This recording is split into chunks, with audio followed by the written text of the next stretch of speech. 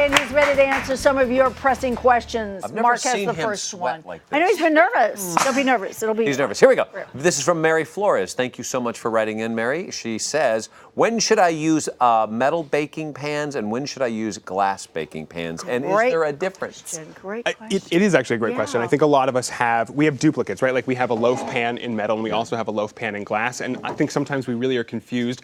Why are these made in different materials and what's the benefit? So here's what you want to remember. Something that's glass is a very poor conductor of heat, which means that it's going to heat up slowly and it's going to cool down slowly. So if you're making casseroles, if you're serving something that's going to go from the oven right to the table, you most likely want to put it in glass because it's going to retain that heat. Since it's a poor conductor, it's going to give the heat away very slowly and it will keep that casserole, that lasagna, something really nice and bubbling at the table. Amazing. That being said, because glass is a poor conductor of heat, it should not be used in conjunction with direct flame. So you never want to put something like glass on top of a gas stove because it'll crack. That's where we get something like our metal bakeware, because metal is actually a very quick conductor of heat. So this is what you want to use for things that need to get brown. So roasting potatoes, if you roast potatoes in a glass dish, you're going to have a very hard time getting that really nice brown crispy crust because it's a poor conductor of heat.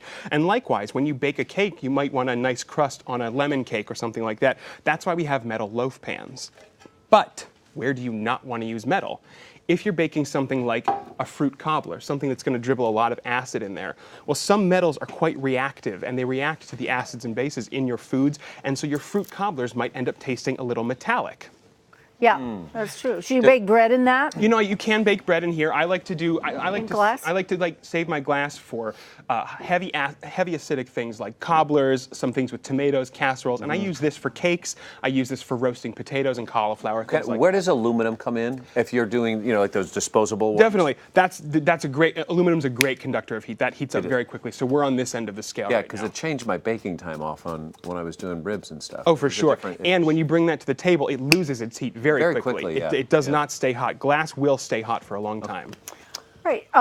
This is from Charlotte Johnson. I'm like, Have you seen the thing? It's fascinating. I'm telling you, I love it's like John Ratzenberger. I It's know. like Like you ask him what time it is, and important. he's going to tell you how to make a watch. It's true.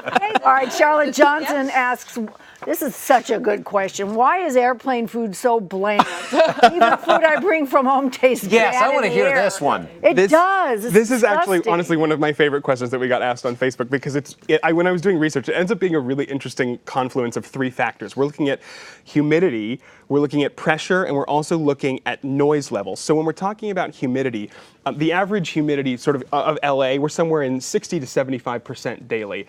The average humidity of the Sahara Desert is 25%. The average humidity of an airplane flight is 15%. You are drier than you are in the Saharan Desert when you're up in the air. And actually, that lack of humidity means that your taste buds and your nose receptors are not functioning at their optimal range. Because your cells are... It has flavor. Nothing has flavor. Even in first class. So you actually can't taste things because it's so dry. Secondly, that air pressure. You know when you're stuffed up, when you have a head cold, right, and all of a sudden your sinuses are really pressurized. Well, even if you don't have a stuffy nose, when you get into an airplane, because of the pressurized cabin, basically it simulates a stuffy nose. So your nose, your taste buds and your smell is completely dulled. And then thirdly, when it gets to sound, we don't really think of sound as being something that affects taste, but actually all of our senses are very highly linked. So let's see, the average decibel level, which is how we measure sound, the average decibel level in something like a room right now where we're having a pleasant conversation, somewhere around 50 decibels, a noisy restaurant, somewhere around 60 decibels, an airplane in the air, somewhere around 85 decibels. So when it's so loud, actually, it changes your perception of sound. It enhances some things. Potato chips are crunchier all of a sudden, but other things suddenly have no sound when you're chewing them, and so it's almost like your foods are disguised inside your mouth to your brain. You can't tell what you're eating. And people are more annoying to you. People are more annoying. You know, it's fascinating, right? I would have just said they had bad chefs, I guess. But, Yeah. Not us. All right, Lawrence. Yeah. Okay, this is from Tamara Mayfield. Why does some peanut butter separate and some doesn't? This is great. So I think we've got some right here. We can see this peanut butter is nice and oily on top. You can see that right there. So most peanut butter that is separating that's a good thing in my mind. That means it's natural. It's really got one or two ingredients, which are to say peanuts and salt. The reason a peanut butter is going to separate like this, when you grind up a peanut. Now we were talking earlier about pulses and legumes. A peanut is a pulse. This is a classic legume. It's something that comes in a pod and has two pulses inside.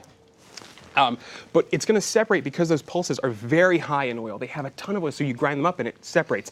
The reason peanut butters don't separate is because we use something like a soy lecithin, which is actually a binder, to keep things in concentration. So it keeps the oil from going out.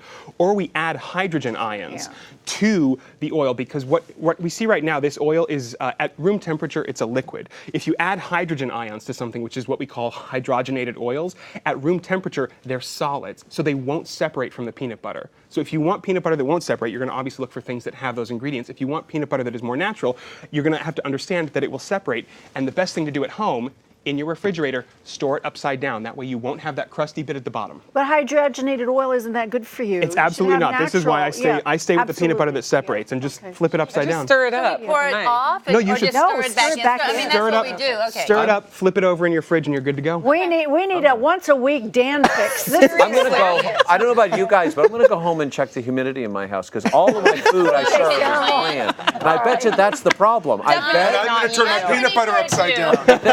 Oh, shoot. Well, we love answering your Facebook questions, so please keep sending them in. Send them in our way. That was great. I loved all that. Try some peanuts. Have a